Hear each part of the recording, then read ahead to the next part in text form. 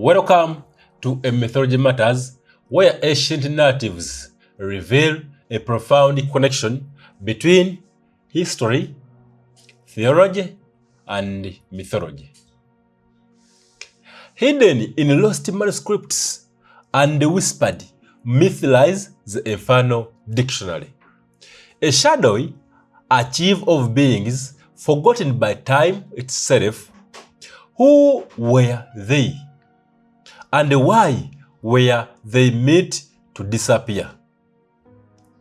Tonight, we uncover the book of forgotten demons and step into a realm where fear has no name and no limits.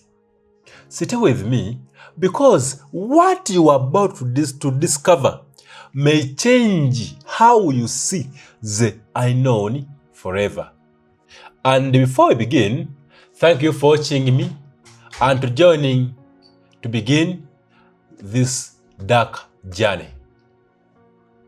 Chapter 1. The Archive of Shadows, origin of the Infernal Dictionary. There are books meant to illuminate the world, and then there are those that linger in its dynasty corners, preserving what others would rather forget. The Infernal Dictionary belongs to the latter category, not a single, unfilled, unified manuscript, but a tradition of cataloging the unseen, the feared, and the forbidden.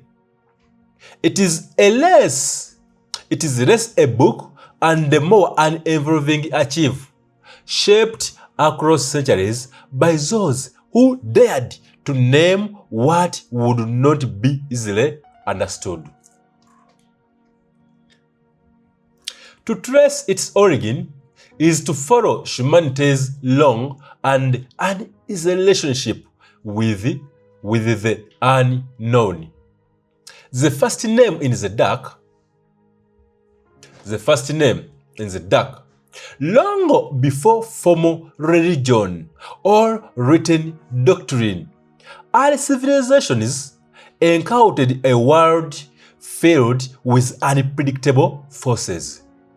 Storms arrived without warning, illness struck without visible cause. Dreams blurred the line between reality and illusion. Without scientific frameworks, these experiences demanded explanation, and so they were given form. In ancient Mesopotamia, unseen forces were not abstract. They were entities with names, intentions, and personalities. To name a spirit was to define it, and to define it was to gain a measure of control. Clay tablets recorded incantations not just to ward off harm, but to identify the source of that harm. Naming became the first act of power. This empowers to classify the invisible, laid the groundwork for what would eventually become the Infernal Dictionary. From spirits to demon, as cultures evolved, so too did the understanding of these entities. In our belief system, spirits were not strictly good or evil.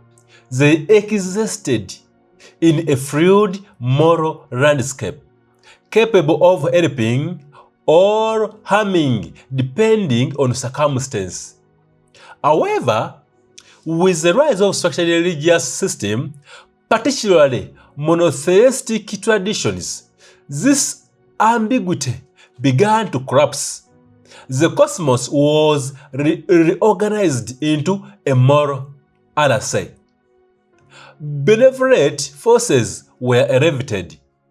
Malevolent ones were condemned. Spirits that once occupied a nature or even secret lore were cast as demons. This transformation was not merely theological, it was political and cultural. By redefining older entities as evil, emerging belief system could assert dominance over earlier traditions. Yet in doing so, they preserved these entities in new form. They did not vanish. They were rewritten. The Infernal Dictionaries emerged from this rewriting process. A record of beings caught between worlds, reinterpreted through shifting lenses of belief. The hidden archivists. Contrary to popular imagination, the preservation of demonology was not solely the work of dark sorcerers or forbidden cults. Much of it was carried forward by unlikely figures. Scribes, scholars, and even religious authorities. Monastic libraries, for instance, often contained texts that catalogued demons. Not to worship them, but to understand and oppose them by documenting their names, attributes, and supposed weaknesses. These scholars believed they were equipping themselves against spiritual threats. Yet, there was a paradox at play in attempting to suppress these entities. They ensured their survival. Alongside official records existed a quieter tradition. Oral storytellings, villages passed down tales of strange beings tied to specific places. A shadow that lingered near a well, a whispering presence in the forest, a figure seen only at the edge of sleep. These stories rarely made it into formal texts, but they formed an essential layer of the infernal archive. Over time, fragments from both written and oral tradition began to coverage the shape of dictionary. Unlike modern reference works, the Infernal Dictionary does not follow a strict or consistent structure. Its entries are uneven, reflecting the fragmented nature of its sources. Some demons are described in meticulous detail. Their appearance, behavior, and method of interaction carefully outlined. Others are little more than names accompanied by a single cryptic note. Despite this inconsistency, certain patterns emerge. Names and variants. A single entity might appear under multiple names, each tied to a different culture of language. Domains of influence. Many entries attempt to define what demon affect. Dreams, illness, weather, or emotion. Manifestation, physical description range from vivid to symbolic. Often blending human and animal features, human interactions accounts vary from hostile encounters to ambiguous or even beneficial relationships. What is striking is not just what is recorded, but what is missing. Gaps in the entries hint at lost knowledge, lost meanings, and incomplete memories. The role of translation. Language plays a central role in shaping the Infernal Dictionary and distorting it as texts were translated across the regions and centuries. Meanings shifted. Words that once carried specific culture significance were replaced with approximate equivalents. Symbols were reinterpreted through unfamiliar frameworks.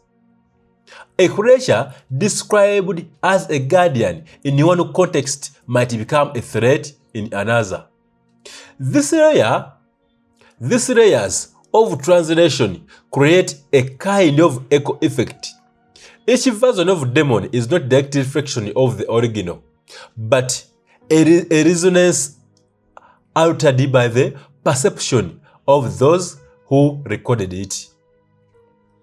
For well-documented entities, these distortions can be traced and compared, but for lesser known or forgotten demons, a single mistranslation may define their entire legacy. Forces of erasure. If the Infernal Dictionary is an archive of survival, it is also an archive of loss. Entire categories of demons have vanished over time.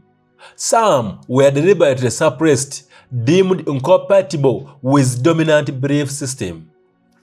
Others faded naturally as they fear they embodied lost relevancy. A spirit associated with a now obsolete practice or environment might simply cease to be remembered.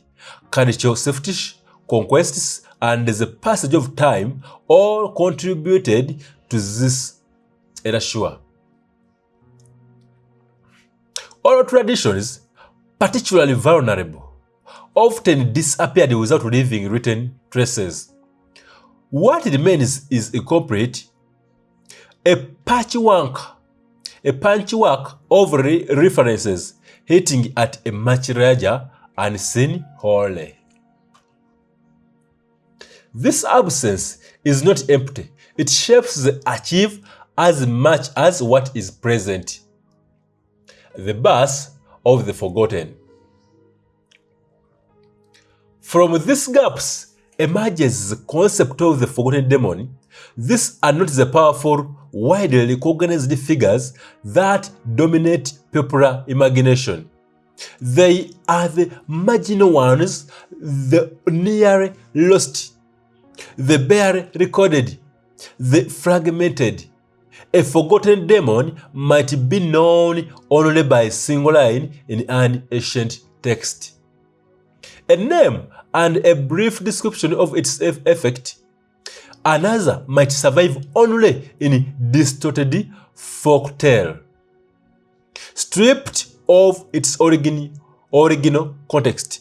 Some exists as echoes across multiple cultures, their connection obscured by time. What unites them is not their power, but their instability. Without consistent records, the identities shift and blur. They resist classification, existing on the edge of definition. Wise archive endures. Despite its fragmentation, the Infernal Dictionary continues to captivate those who encounter it. Its endurance speaks to something fundamental in human nature. To catalog demons is not merely to record fear. It is to confront it by naming what is unknown. We create the illusion of understanding by preserving these names. We resist the finality of forgetting.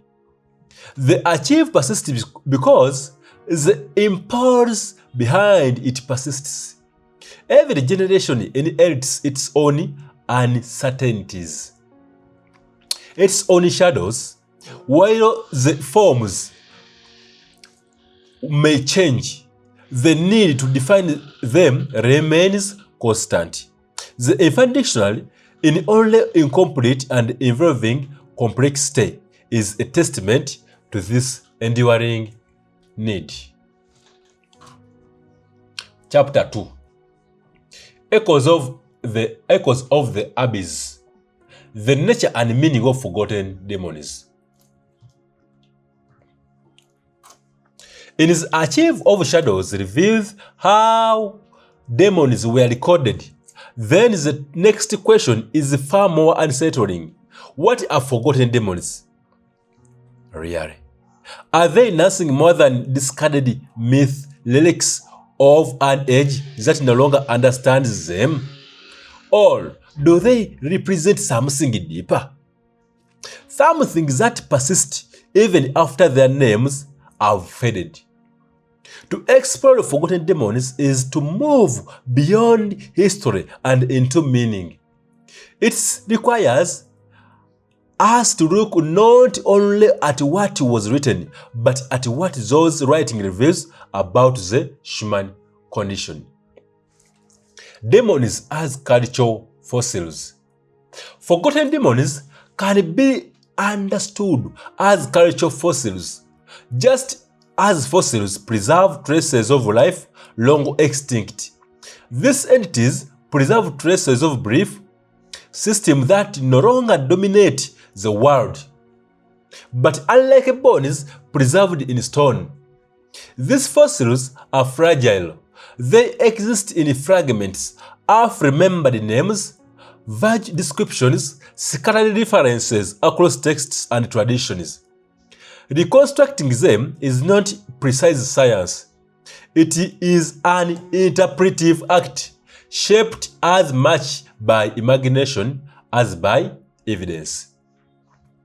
A demon, once blamed for failed harvests, for example, may disappear as agricultural knowledge advances. Yet the fear it's embodied, the anxiety of loss, of scarcity, of forces beyond control does not vanish. It simply finds new forms of expressions. In this sense, forgotten demons are not truly gone. They are transformed, their original identities dissolved into broader patterns of human experience. The persistence of archetypes. Across cultures and centuries, certain types of demons appear again and again. The names change, the appearance shifts, but the roles remain strikingly consistent. There is the whisperers who speaks in a moment of silence, the watcher who observes unseen, the deceiver who distorts truth, the devourer who consumes without reason.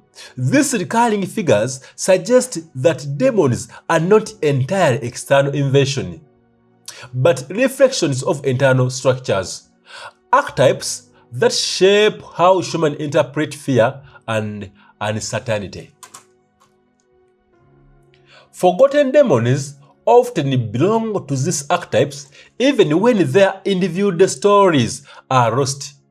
Their obscurity does not erase their function. Instead, it strips them down to their essence, making their symbolic role more visible. This is why they continue to resonate. Even without detailed narratives, they feel familiar. The power of the unnamed, there is a unique kind of unease associated with what cannot be fully defined. Well, documented demons with detailed descriptions are established lore, can be understood within clear boundaries. They have names, forms, and rules. Forgotten demons, however, exist outside these constraints. They are incomplete, ambiguous, and resistant to certainty. This ambiguity gives them a different kind of power. A named fear can be confronted, and unnamed one lingers. Forgotten demons occupy this space of uncertainty. They force the mind to fill in the gaps, drawing from personal anxieties and imagination.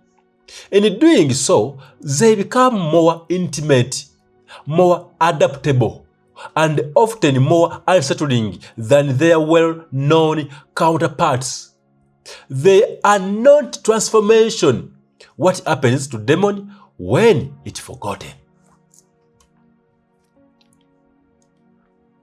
One possibility is simple and sure.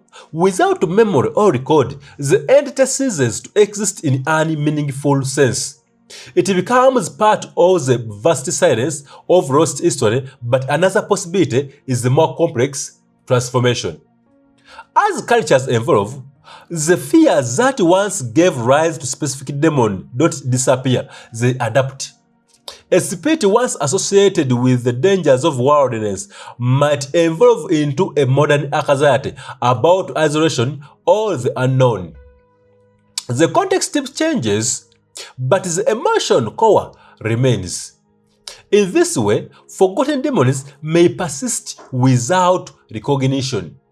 They are no longer identified as distinct beings, but their influence continues in altered forms. This idea challenges the notion of forgetting as final. It suggests instead that forgetting is kind of metamorphosis. The ethics of reconstruction. The study forgotten demons is to engage in reconstruction. Gaps must be filled, connections inferred, meaning interpreted, but this process raises important ethical questions.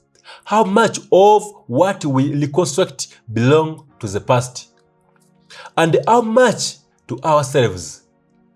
There is a risk in imposing modern perspectives onto ancient fragments, reshaping them to fit contemporary ideas.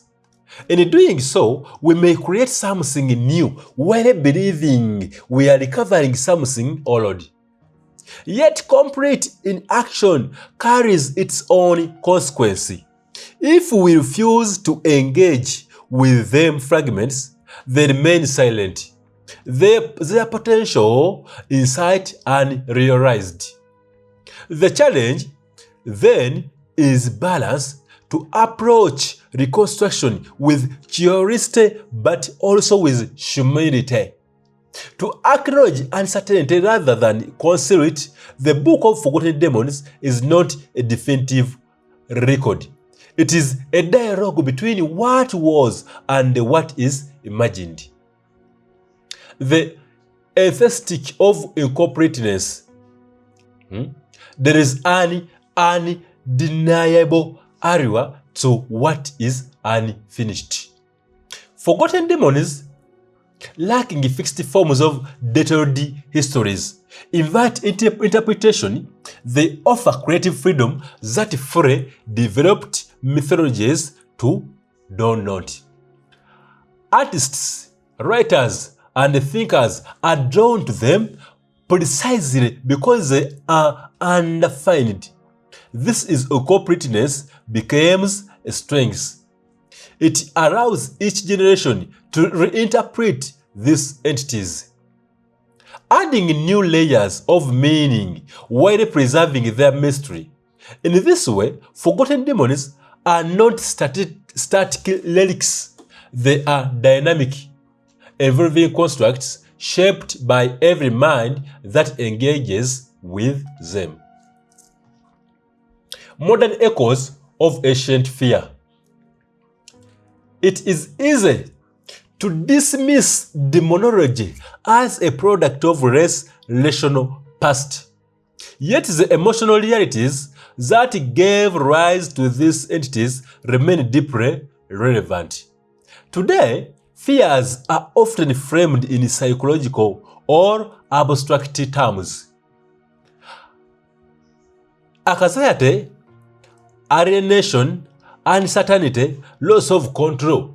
These experiences may no longer be attributed to supernatural beings, but they function in a similar way.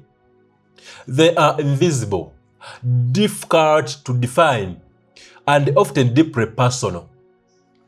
Forgotten demons provide a framework for understanding these experiences.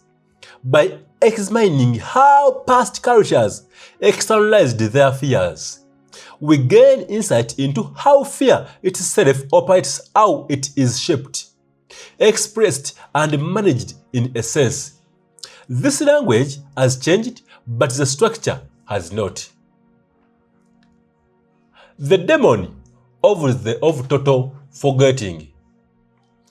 Among all the entities that might populate the Infernal Dictionary, there is one that stands apart, not because it is recorded, but because it is not.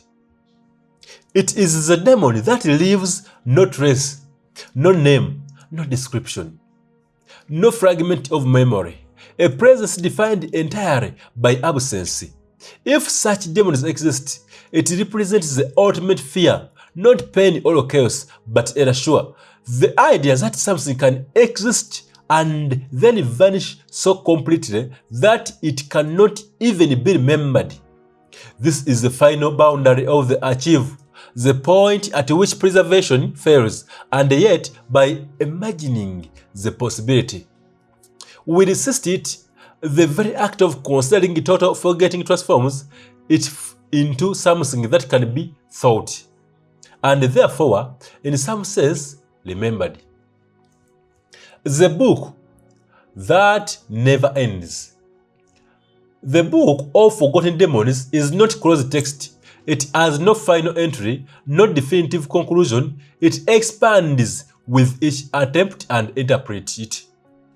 Each effort to recover what has been lost, every forgotten name rediscovered, every fragment re-examined, adds to its depth, but so too does every question left unanswered. This is truth nature, not static collection, but a living prop in engaging with it. The reader becomes more than an observer. They become participant in the act of remembering, shaping the very thing they seek to understand. And perhaps that is most important truth of all. Forgotten demons are not only remnants of the past, they are reflections of the present, echoes of the abyss that continue to speak, even their voices are barely heard. And now you have seen it. The shadows history tried to erase. The forgotten demons may have lost their names, but their echoes still linger, waiting to be remembered. So ask yourself, what else has been buried, hidden just beyond memory? And what happened when you bring it back into the light? If this journey into Infernal Dictionary intrigued you, there are still deeper secrets to uncover.